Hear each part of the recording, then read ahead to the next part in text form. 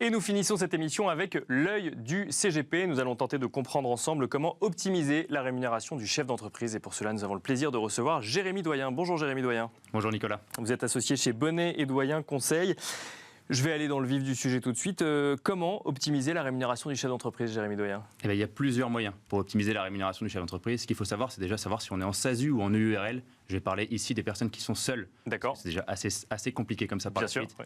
Une personne qui est seule, qui va être en SASU, va pouvoir se rémunérer et malheureusement pour elle ou heureusement pour elle, elle va cotiser à hauteur de 80% en termes de cotisation sociale. D'accord, sur un salaire. Exactement. Ça veut donc dire que si elle se verse 100 000 euros de salaire, elle paye 80 000 euros de cotisation sociale. En EURL, cette fois-ci, en tant que gérant majoritaire, si on se verse 100 000 euros de salaire, on va payer 40 000.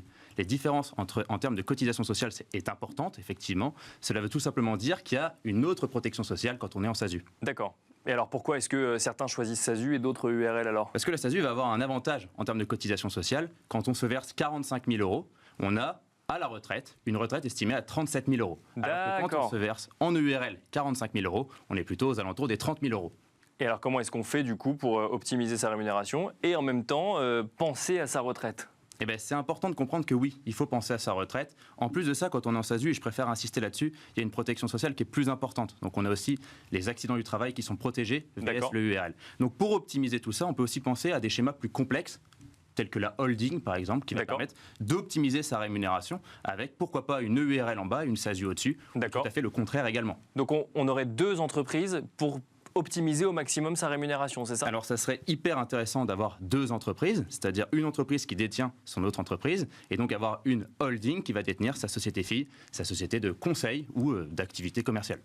Profitons que la flat tax soit toujours en vigueur pour en parler. Les dividendes, ils interviennent à quel moment pour optimiser sa rémunération justement ? Et je savais que vous alliez venir là-dessus. Donc forcément, la partie dividende, là on va passer cette fois-ci à la SASU, où on n'a pas de cotisation sociale supplémentaire quand on se verse des dividendes, alors que dans l'EURL, au-delà de 10% du capital social, on augmente la partie dividende et on augmente les cotisations sociales. Donc effectivement, cette fois-ci, la SASU gagne, car on peut distribuer comme on veut, on n'est pas limité au capital social. Et si on se verse donc 100 000 euros, bien sûr, il faut payer l'impôt sur les sociétés avant et ensuite payer la fameuse flat tax. Mais on peut aussi choisir pour l'option au barème et ça dépend des familles et c'est très important de le comprendre.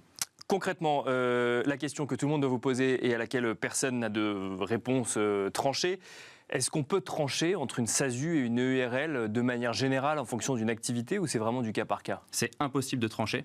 Par contre, ce qu'il faut savoir, c'est que si on arrive à combiner les deux, on a le meilleur des schémas. D'accord. Et point important aussi sur la partie cotisation, la partie aide, la partie protection d'un point de vue général, on peut aussi optimiser avec d'autres choses. Moi, je pense au PE, PER, quand on a un salarié. D'accord. En place ce type de dispositif, on va éviter beaucoup d'impôts. Et là, c'est très, très rémunérateur pour le chef d'entreprise. Moi, je pense toujours à la rémunération nette du chef d'entreprise. D'accord. Et quand on parle de la rémunération nette, il faut penser à la retraite également. Donc, il faut regarder de A à Z, c'est-à-dire sur 30-40 ans de carrière, combien on aura à la retraite et combien on a économisé au départ.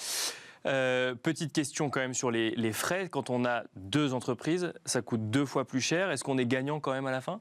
Alors justement, moi j'ai envie de dire que quand on va mettre en place une holding pour optimiser sa rémunération, c'est que la plupart du temps on a des problématiques qui sont bonnes. D'accord. On va avoir une problématique la plupart du temps de vouloir réinvestir, pourquoi pas une partie des bénéfices par le biais de la société mère qui est la holding. Merci beaucoup, Jérémy Doyen. Si j'ai bien compris, du coup, vous êtes convaincu qu'il faut, quand on peut, avoir deux entreprises pour optimiser au maximum. Je rappelle que vous êtes associé chez Bonnet et Doyen Conseil. Merci beaucoup. Merci Nicolas.